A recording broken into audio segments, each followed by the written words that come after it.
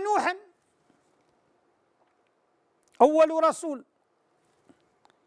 أول رسول فيأتونه فيقول لست هناكم، يقولوا ما أنا فاني ما نطيقش، ويذكر سؤاله ربه ما ليس له به علم، من طلب ربي يسلك له ولده يذكر هذا، قال له ربي إنه ليس من أهلك إنه عمل غير صالح، إني أعظك أن تسألني ما ليس لك به علم.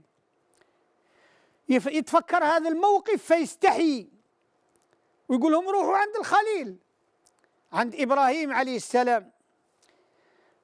وإبراهيم كذلك عليه السلام يقول لست هناكم، ائتوا موسى عبدا كلمه الله وأعطاه التوراة فيأتون، فيقول لست هناكم ويذكر قتل النفس، يقولوا ما أنا قتلت نفس واني حشمان بغير نفس، فيستحيي من ربه.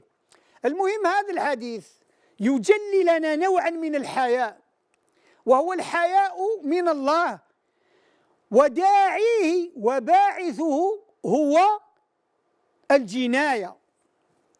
فآدم عصى الله بنص القرآن فأكل من الشجرة، وعصى آدم ربه فغوى.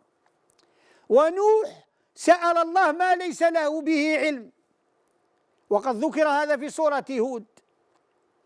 وإبراهيم كذلك جاء الحديث الآخر يبين أنه ذكر الكذبات الثلاث،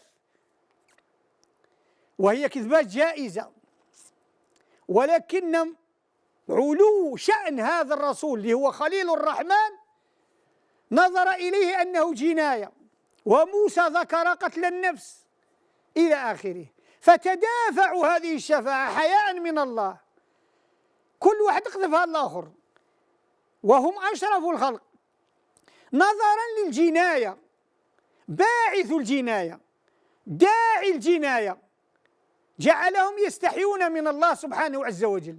فهذا النوع الأول من الحياء.